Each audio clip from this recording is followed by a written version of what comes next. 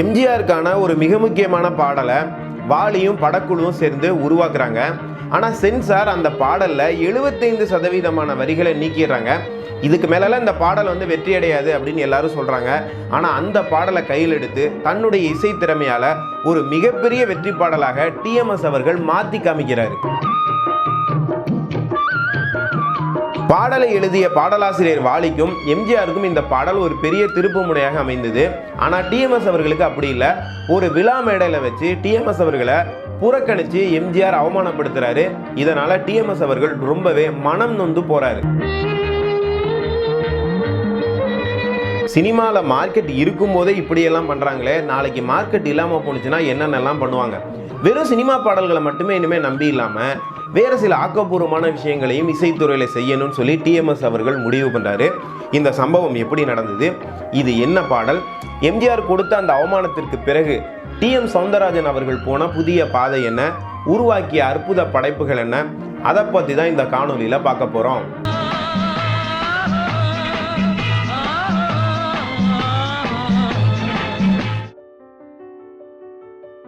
அனைவருக்கும் என்னுடைய அன்பான வணக்கம். டிஎம்எஸ் ஐயா அவர்களினுடைய வாழ்க்கை வரலாறை நம்ம முழுமையாக பார்த்துக்கிட்டு இருக்கோம். அதில் இன்றைக்கி பார்க்க போகிறது ஒரு மிக முக்கியமான ஒரு காணொலி அப்படின்னு சொல்லலாம். டிஎம்எஸ் ஐயா வாழ்க்கையில் சினிமா பாடல்கள் இல்லாமல் பல தனிப்பாடல்களையும் அவர் பாடினார். அதற்கெல்லாம் ஆதாரமாக அமைந்த ஒரு மிக முக்கியமான சம்பவத்தை பற்றி இந்த காணொலியில் பார்க்க போகிறோம். இதை நம்ம சரியாக புரிஞ்சுக்கணும் அப்படின்னு சொன்னால் டிஎம்எஸ் ஐயா அவர்களினுடைய ஆரம்பகால வாழ்க்கையில் அவருக்கு ஏற்பட்ட ஒரு சிந்தனையை பற்றி நம்ம புரிஞ்சுக்கணும். டிஎம்எஸ் அவர்களினுடைய ஆதர்சமான பாடகர் யார் அப்படின்னா, அவருடைய கனவு நாயகன் யாருன்னா தியாகராஜ பாகவதர். இந்த பாகவதரினுடைய எதிரொலி பாடகனாகவே டிஎம்எஸ் ஐயா அவர்கள் அறியப்பட்டார். ஆனால் தியாகராஜ பாகவதருடைய மார்க்கெட் இழந்து அவர் கடைசி காலத்தில் தத்தளித்தார். ஒரு 10 ஆண்டு காலம் தியாகராஜ பாகவதர் புகழினுடைய உச்சத்தில் இருந்தார். ஒரு கட்டத்தில் பார்த்தீங்கன்னா மக்களினுடைய ரசிக்கும் தன்மை மாறுது. இன்றைக்கி ட்ரெண்டு மாறுதுன்னு சொல்கிறாங்க இல்லையா, அதனால அவருக்கு மார்க்கெட் இல்லாமல் போய் தியாகராஜ பாகவதர் சீக்கிரமாகவே இறந்து போகிறார். இது டிஎம்எஸ் ஐயா அவர்களினுடைய மனதை ரொம்பவே பாதிக்குது. அப்போ அவருக்கு மனசில் என்ன தோணுதுன்னா, சினிமாவில் மார்க்கெட் இல்லாமல் போணுச்சுன்னா என்ன, அவர் எவ்வளோ தூரம் பாடக்கூடிய ஆற்றல் உள்ளவர். அன்றைக்கெலாம் பார்த்திங்கன்னா கிராமஃபோன் அப்படின்னு சொல்லி அதில் ரெக்கார்டு பிளேயர் மாதிரி போட்டு அதில் பாடல்களை விற்றுக்கிட்டு இருப்பாங்க. அதில் மட்டும்தான் மக்கள் பாடலை கேட்க முடியும், ரேடியோவை தவிர. அந்த மாதிரி அந்த கிராமஃபோனில் ரெக்கார்ட் தட்டில் பாட்டு போட்டாங்கன்னா அதை கேட்குறதுக்கு கூட்டம் கூடிரும். பெரிய பெரிய ஆளுங்க வீட்டில், டீ கடைகளில் இந்த மாதிரி இருக்கும். இதில் நிறைய இசை பாடல்களை பதிவு பண்ணி விற்கிறதுக்கு நிறைய நிறுவனங்கள் இருந்தது. இதில் போய் அவர் பாடியிருந்தால் இன்னும் ஒரு புகழினுடைய உச்சத்துக்கு போயிருக்கலாம். புதிதாக ஒரு பாதை பிறந்திருக்கும், பக்தி பாடல்கள் எல்லாம் பாடியிருக்கலாம். ஏன் இந்த மாதிரி ஒரு வாய்ப்பு இருந்தால் அவர் தவற விட்டார் அப்படிங்கிற ஒரு சிந்தனை எப்போதுமே தியாகராஜ பாகவதருடைய வீழ்ச்சியை பற்றி நினைக்கும் போது டிஎம்எஸ் ஐயா அவர்களுக்கு மனசில் இருந்தது. இப்போ இதை நம்ம மனசில் வச்சுக்கிட்டு 1965 ஆண்டுக்கு வருவோம். டிஎம்எஸ் அவர்கள் புகழினுடைய உச்சத்தில் இருக்கக்கூடிய ஒரு காலகட்டம். இந்த காலகட்டத்தில் நாகி ரெட்டியார் எம்ஜிஆரை கதாநாயகனாக வச்சு எங்கள் வீட்டு பிள்ளை அப்படின்னு ஒரு படம் ஒன்று ஆரம்பிக்கிறாரு. இந்த படத்தில் மத்தியில் வரக்கூடிய மிக முக்கியமான ஒரு பாடல், அதாவது படத்துக்கு உயிர் நாடிய இந்த பாடல் தான். இதை ரொம்ப சிறப்பாக எழுதணும் அப்படின்னு சொல்லி காவிய கவிஞர் வாலி அவர்களை கூப்பிட்டு வச்சு இந்த பாடலை எழுதிக்கிட்டு இருக்காங்க. பாடலுக்கான சூழல் எப்படி இருக்கும் அப்படின்னா, அது ஒரு பெரிய ஜமீன் குடும்பம். எம்ஜிஆர் பார்த்திங்கன்னா ஒரு விவரம் இல்லாதவராக இருப்பார். அந்த குடும்பத்துடைய வாரிசு. ஒட்டுமொத்த சொத்தையும் நம்பியாக இருக்கும் போல் சுரண்டி சாப்பிட்டுக்கிட்டு இருக்கோம். எம்ஜிஆரையும் அடித்து கொடுமைப்படுத்திக்கிட்டு இருப்பாங்க. இவரால் அதை தட்டி கேட்குற அளவுக்கு இவருக்கு ஆற்றல் இருக்காது. இவர் ஒரு கொஞ்சம் விவரம் இல்லாத ஒரு கோலை மாதிரி இருப்பார். அப்போ இன்னொரு எம்ஜிஆர் கதைக்குள்ளே வருவார், டபுள் ஆக்ஷன். அவர் நம்பியாரை தட்டி கேட்குற மாதிரி கதை போகும். இந்த இடத்துல வரக்கூடிய மிக முக்கியமான ஒரு பாடல், அதாவது படத்தில் உயிர் நாடியே இதுதான். இதை வாலி அவர்கள் எழுதிக்கிட்டு இருக்கிறாரு. வாலி கவிஞர் கண்ணதாசனை ரீப்ளேஸ் பண்ணி எம்ஜிஆருடைய படங்களுக்கெல்லாம் உள்ளே வந்துக்கிட்டு இருக்கக்கூடிய ஒரு நேரம். அதனால் எம்ஜிஆருக்கு பிடிச்ச மாதிரி, அவருக்கு கொஞ்சம் ஐஸ் வைக்கிற மாதிரி அவருடைய அரசியலையெல்லாம் உள்ளே கலந்து வாலி அவர்கள் இந்த பாடலை எழுதுகிறார். அந்த பாடலை என்ன பல்லவி எழுதுகிறாருன்னா, நான் அரசன் என்றால், என் ஆட்சி என்றால் இங்கு ஏழைகள் வேதனை படமாட்டார் அப்படின்னு சொல்லி எழுதுகிறாரு. அதே போல் ஒரு காலம் வரும், என் கடமை வரும், இந்த காக்கைகள் கூட்டத்தை ஒழிப்பேன் அப்படின்லாம் எழுதுகிறாரு. இது எல்லாமே திமுகவில் புகழினுடைய உச்சத்தில் இருந்த எம்ஜிஆரை மனசில் வச்சு எழுதப்பட்ட ஒரு வரிகள். பாடல் எழுதி முடிக்கப்பட்டு இசையமைக்கப்பட்டு டிஎம்எஸ் அவர்கள் ரொம்ப அற்புதமாக இந்த பாடலை பாடி முடிச்சிடறாரு. படத்துடைய தயாரிப்பாளரான நாகி ரெட்டியார் ஒரு பெரிய அதி புத்திசாலி. அவருக்கு என்ன தோணுதுன்னா, நம்ம இப்படி ஒரு படம் எடுக்கிறோம், வாலி அவர்கள் நிறைய அரசியலை உள்ளே கலந்து எழுதியிருக்காரு, சென்சாருக்கு கொண்டு போனால் இந்த பாடலை நீக்கினாங்கன்னா நம்ம என்ன பண்ணுறது, ஷூட்டிங்லாம் எடுத்து செலவெல்லாம் வேஸ்ட் ஆகும் இல்லையா, என்ன பண்ணுறதுன்னு யோசிச்சு சென்சாரில் இருந்த தன்னுடைய நண்பருக்கு இந்த பாடலை போட்டு காமிக்கிறாரு. அவர் இதை கேட்டுட்டு, இந்த பாடலெல்லாம் சென்சாரில் அனுமதிக்கிறதுக்கு வாய்ப்பே இல்லை, நீங்கள் காங்கிரஸ் கவர்மெண்ட்டை எதிர்த்து நிறைய மறைமுகமான வரிகள்லாம் எழுதியிருக்கீங்க, மேலே இருக்கிறதும் காங்கிரஸ் கவர்மெண்ட்டு தான், ஸோ சென்சாரும் அவங்களுக்கு கீழே தான் வரும், அதனால் நீங்கள் ஷூட்டிங்லாம் எடுத்ததுக்கப்புறம் பிரச்சனையாகவும் பார்த்துக்குங்க அப்படின்னு சொல்லி சில வரிகளை மாற்றம் பண்ண சொல்கிறாரு. உடனே அந்த வரிகளெல்லாம் வாலி அவர்கள் திரும்ப வந்து மாற்றுறாரு.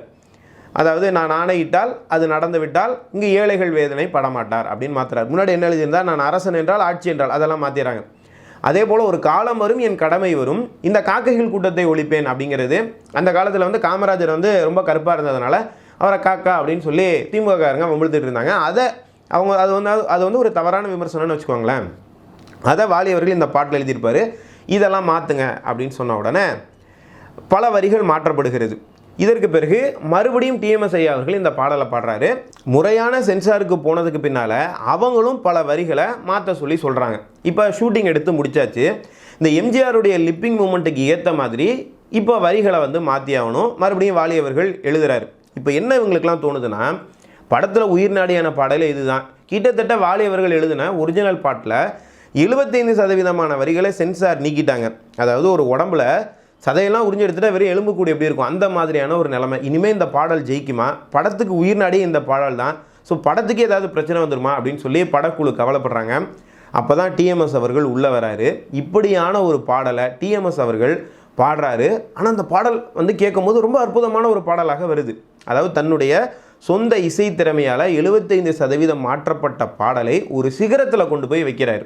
இந்த பாடல் வெளியாகி மிகப்பெரிய வெற்றியடைகிறது. 75% நீக்கப்பட்ட ஒரு பாடலை வெற்றி பாடலாக மாற்ற முடியும் அப்படின்னு சொன்னால் அது பின்னணி பாடகர் டிஎம் சௌந்தரராஜன் அவர்களால் மட்டுமே செய்ய முடிந்த ஒரு சாதனை. அந்த பாடல் தான் நான் ஆணையிட்டால் அது நடந்து விட்டால் ஏழைகள் வேதனை படமாட்டார் அப்படிங்கிற பாடல். நான் ஆணையிட்டால் அது நடந்து விட்டால் இங்கு ஏழைகள் வேதனை படமாட்டார். இப்படி பல படங்களில் பல பாடல்களினுடைய வெற்றிக்கு தனிப்பட்ட முறையில் டிஎம்எஸ் அவர்கள் மிகப்பெரிய பங்கு வகித்திருக்கிறார். அதை தான் டிஎம் சௌந்தரராஜன் அவர்கள் சொல்லுவார், உழைச்சி பாடணும் அப்படின்னு சொல்லி. அதாவது ஒரு பாடலை வெறுமனை பாடுறதில்லை, அந்த கதாசிரியரோட உட்காந்து பேசுறது. படத்தில் இந்த பாடல் எங்கே வருது, எந்த கட்டத்தில் வருது, அப்போ அந்த கதாபாத்திரங்களுடைய உணர்ச்சி என்ன, சூழல் என்ன, இதையெல்லாம் உள்வாங்கி அந்த பாடலுக்கான உணர்ச்சியை கொடுத்து ஒரு பாவனையோட டிஎம்எஸ் அவர்கள் பாடியதனால தான் அந்த பாடல்கள் மிகப்பெரிய வெற்றி அடைந்தது. அதை தான் உழைச்சி பாடுறது அப்படின்னு சொல்லுவார். அதே போல் அவருடைய குருநாதர் வந்து சொல்லுவாராம், தொங்கல் குரலில் வந்து பாடக்கூடாது, ஆண்மையோடு பாடணும் அப்படின்னு சொல்லி. அப்படி அவர் ஆண்மையோடு பாடிய பாடல் தான் நான் ஆணையிட்டால் அது நடந்து விட்டால். இந்த பாடல் மிகப்பெரிய வெற்றி அடையுது. இந்த படம் மிகப்பெரிய வெற்றி அடையுது. இந்த பாடலை எழுதிய காவிய கவிஞர் வாலி அவர்களை கேசினோ தேட்டரில் எம்ஜிஆர் ரசிகர்கள் தூக்கி கொண்டாடுறாங்க. இன்னொரு பக்கம் எம்ஜிஆருடைய இமேஜ் அது வந்து எங்கேயோ போயிடுது. ஆனால் இந்த பாடலை மிகச்சிறப்பாக பாடி இந்த படத்தினுடைய வெற்றிக்கு காரணமாக இருந்த டிஎம்எஸ் அவர்களுக்கு ஒரு மிகப்பெரிய அவமானம் ஒன்று நடக்குது. இது யார் மூலமாக நடக்குதுன்னா அது எம்ஜிஆர் அவர்கள் மூலமாகத்தான் நடக்குது. இதற்கு காரணம் என்ன, எம்ஜிஆர் ஏன் டிஎம்எஸ் அவர்கள் மேலே கோபமாக இருந்தார் அப்படின்னு சொன்னால், எம்ஜிஆர் என்ன பண்ணுவார்னா தன்னுடைய படத்தில் வேலை பார்க்குற இசையமைப்பாளர்களிலிருந்து தயாரிப்பாளர், இயக்குனர் எல்லாரையும் வந்து தன்னுடைய தனிப்பட்ட வாழ்க்கையிலையும் நண்பர்களாக மாற்ற பார்ப்பார். அதாவது தன்னுடைய ஒரு ஆளாக வந்து மாற்றுவார். டிஎம்எஸ் அவர்களையும் அது போல் செய்யணும்னு சொல்லி தோட்டத்திற்கு கூப்பிட்றாரு நெருங்கி போகிறதுக்காக. ஆனால் டிஎம்எஸ் வந்து எல்லா நடிகர்களுக்கும் பாடல் பாடிக்கிட்டு இருந்ததுனால, இப்போ ஜெய்சங்கர், முத்துராமன், குறிப்பாக சிவாஜி அவர்களுக்கும் டிஎம்எஸ் தான் வந்து பின்னணி குரல். அதனால் இவங்கெல்லாம் கோச்சிக்குவாங்க, நம்ம ஒரு ஆள்கிட்ட வந்து நம்ம ரொம்ப தனிப்பட்ட ரீதியாக நட்பாக பழகக்கூடாது, நம்ம எல்லாருக்கும் பொதுவான ஒரு ஆளாக இருக்கணும் அப்படின்னு சொல்லி டிஎம்எஸ் அவர்கள் நினச்சதுனால எம்ஜிஆருடைய சர்க்கிளுக்குள்ளே இவர் நெருங்கி போகாமல் இருக்கிறார். ஆனால் எம்ஜிஆர் வந்து விடலை, திரும்ப திரும்ப தோட்டத்துக்கு வாங்கன்னு கூப்பிட்றாரு. எம்ஜிஆர் கூப்பிட்டு எல்லாரும் போய் எம்ஜிஆரோட தனிப்பட்ட ரீதியில் நட்பில் இருக்காங்க. ஆனால் டிஎம்எஸ் அவர்கள், நீங்கள் வந்து படத்தில் ஹீரோ, நான் உங்களுக்கு வந்து பின்னணி குரல் கொடுக்குறேன் அப்படிங்கிற மாதிரியான ஒரு நட்பு வட்டத்தில் தாமரை இலை தண்ணீர் போல் இருக்கிறார். இது வந்து எம்ஜிஆருக்கு வந்து ஒரு கோபத்தை ஏற்படுத்திக்கிட்டே இருக்குது. இதை வந்து அவர் காமிக்கிறார். எங்கன்னா, எங்கள் வீட்டு பிள்ளை திரைப்படத்தினுடைய அந்த வெற்றி விழா வாகினி ஸ்டுடியோவில் நடக்குது. பெரிய கூட்டம். எம்ஜிஆர் வந்து மேடைக்கு கீழே கதாநாயகிகள் புடை சூழ நின்று அவங்களோட அப்படியே பேசிகிட்டு இருக்கிறார். யார், சரோஜாதேவி, ரத்னா, இன்னும் பல கதாநாயகிகள் எம்ஜிஆரை சுற்றி அப்படியே கூட்டம் பண்ணிக்கிறாங்க, அவங்களோட பேசிகிட்டு இருக்கிறார். டிஎம்எஸ் அவர்கள் அப்படியே கூட்டத்தை பிரிச்சுக்கிட்டு அப்படியே உள்ளே வராரு. அவர் தான் இந்த படத்தினுடைய வெற்றிக்கு மிக முக்கியமான காரணம். இவர் என்ன பண்ணுறாரு, எம்ஜிஆரை 2 கையை எடுத்து கும்பிட்டு, அண்ணே வணக்கண்ணே எப்படி நல்லா இருக்கீங்களா அப்படின்னு எம்ஜிஆர்கிட்ட கேட்குறாரு. டிஎம்எஸ் ஐயா அவர்களுடைய எண்ணம் என்னென்னா எம்ஜிஆரும் பதிலுக்கு தனக்கு வணக்கம் சொல்லுவார் அப்படின்னு சொல்லிட்டு. ஆனால் எம்ஜிஆர் வணக்கம் சொல்லவே இல்லை. சம்பிரதாயத்துக்கு வாங்க டிஎம்எஸ் நல்லா இருக்கீங்களா அப்படின்னு சொல்லிட்டு கதாநாயகிகள் பக்கம் திரும்பி மறுபடியும் பேச ஆரம்பிக்கிறாரு. நம்ம எவ்வளோ பெரிய ஒரு பாடகர், எவ்வளோ நல்லா பாடியிருக்கோம், குறிப்பாக இந்த படத்தினுடைய வெற்றியில் நம்முடைய பங்களிப்பு எப்படி இருக்குது, நம்ம ரெண்டு கையும் கூப்பி ஒரு வணக்கம் சொல்கிறோம், நமக்கு பதிலுக்கு ஒரு வணக்கம் சொல்லக்கூடாதா அப்படின்னு டிஎம்எஸ் அவர்கள் யோசிக்கிறாரு. எம்ஜிஆருடைய அந்த பாடி லாங்குவேஜ் இவருக்கு நல்லா புரியுது. சுரீர்னு டிஎம்எஸ் அவர்களுக்கு உரைக்குது. சரி, எம்ஜிஆர் நம்மளை புறக்கணித்து அவமானப்படுத்த ஆரம்பிக்கிறார் அப்படின்னு தெரிஞ்சுக்கிறாரு. வீட்டுக்கு வந்ததற்கு பிறகு இதை பற்றி யோசித்து ரொம்பவே வருத்தப்படுறார். அப்போ தான் நம்ம இந்த காணொலியில் முன்னால் பார்த்தோம் இல்லையா, தியாகராஜ பாகவதருடைய மார்க்கெட் வீழ்ச்சி அடைந்த போது அவர் எவ்வளோ அவமானங்களை சந்தித்தார், இதெல்லாம் அவர் மனசில் போகுது. மார்க்கெட் இருக்கும்போதே நம்மளை இப்படி பண்ணுறாங்களே, மார்க்கெட் இல்லைன்னா நம்மளை என்ன பண்ணுவாங்க, அதனால் தியாகராஜ பாகவதர் செய்த அந்த தவறை நம்ம செய்யக்கூடாது, வெறும் சினிமாவை நம்பி நம்ம இருக்கக்கூடாது, நம்ம இன்னும் ஆக்கப்பூர்வமான பல விஷயங்களை பண்ணணும் அப்படின்னு சொல்லி யோசிக்கிறார். அப்போ தான் இவருக்கு மனதுக்கு தோணுது, பக்தி பாடல்களை நம்ம ஏன் இந்த ரெக்கார்ட் பிளேயரில் தனியாக பதிவு பண்ணி விற்பனைக்கு கொண்டு போகக்கூடாதுன்னு. அந்த மாதிரி கம்பெனிகள் நிறைய இருந்தது. டிஎம்எஸ் அவர்களுக்கு பார்த்திங்கன்னா அதில் நிறைய ஆஃபரும் இருந்தது. சரி, நம்ம இது மாதிரி செய்யலான்னு முடிவு பண்ணுறாரு. பக்தி பாடல்களில் முதல்ல நம்ம முருகன் பாடல்களை பாடுவோம் அப்படின்னு முடிவு பண்ணுறாரு. இந்த பாடல்களை எல்லாம் டிஎம்எஸ் அவர்கள் தேடி போன போது மிக சுவாரஸ்யமான சம்பவங்கள் நடந்ததுங்க. அது ஒரு கவிஞரால் எழுதப்பட்ட பாடல்கள் கிடையாது. வெவ்வேறு சூழ்நிலையில், வெவ்வேறு இடத்துல, வெவ்வேறு மனிதர்கள்ட்ட டிஎம்எஸ் உண்மையிலேயே பொதுமக்கள் புழக்கத்தில் இருந்த பல முருகன் பாடல்களை அவர் இசை வடிவம் கொடுத்து கொண்டு வந்தார். அப்போது நடந்த பல சம்பவங்கள் மிகவும் சுவாரஸ்யமான சம்பவங்கள்.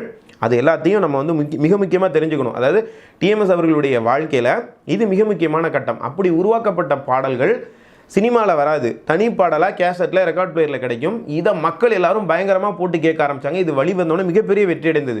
அதில் குறிப்பாக சொல்லணும் அப்படின்னு சொன்னால், உள்ளம் முருகுதையா முருகா அந்த பாடல் கேட்டிருக்கீங்களா? அதே மாதிரி ஓராறு முகமும் ஈராறு கரமும் அந்த பாடல் கேட்டிருக்கீங்களா? அதே மாதிரி அழகின்ற சொல்லுக்கு முருகா, இந்த மாதிரி பல பாடல்களை உருவாக்கினார். இந்த பாடல்களை டிஎம்எஸ் அவர்கள் தேடி போகிறாரு.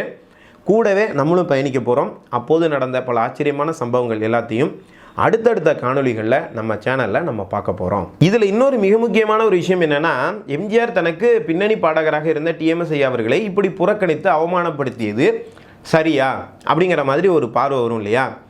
அதாவது நம்ம வரலாற்றில் நடந்த ஒரு சம்பவத்தை, உண்மையை நம்ம பதிவு பண்ணுறோம். ஆனால் அது சரியா தவறா அப்படின்னு சொல்லக்கூடிய ஒரு தகுதி நமக்கு உண்டான்னு கேட்டால் இல்லை. ஏன்னா எந்தெந்த சம்பவங்கள் எப்படி அந்த காலகட்டத்தில் நடந்துச்சோ அது அன்னன்னைக்கு இருந்த சூழ்நிலைகளுக்கு அடிப்படையாக உள்ளது. அதனால் சரி தவறு அப்படிங்கிற கருத்துக்குள்ளே நான் போக மாட்டேன். வரலாறு என்கிற அளவில் நம்ம வாழ்த்தி ஏற்றுக்கொள்ள வேண்டும். பெரிய சம்பவங்களுக்கெல்லாம் பார்த்திங்கன்னா ஒரு சின்ன பொறி காரணமாக இருக்கும். அதுலேருந்து பார்த்திங்கன்னா பெரிய விஷயங்கள் நடந்திருக்கும். அதுபோல் இறைவனுடைய விளையாட்டில் இப்படி டிஎம்எஸ் அவர்கள் தனிப்பாடல்கள், பல பக்தி பாடல்களை பாடுறதுக்காக ஒரு சின்ன தீப்பொறியாக இயற்கையோ இறைவனோ எம்ஜிஆர் பயன்படுத்தியிருக்கலாம் அப்படிங்கிற அளவில் தான் இந்த சம்பவத்தை நான் எடுத்துக்கிறேன்.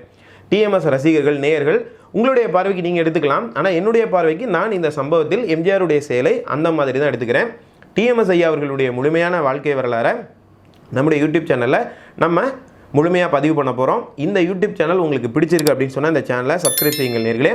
மறுபடியும் அடுத்த காணொலியில் உங்களை எல்லாம் சந்திக்கும் வரை உங்களிடமிருந்து விடைபெறுவது உங்கள் அன்பு நண்பன் துரை சரவணன். நன்றி, வணக்கம், வாழ்க தமிழ்.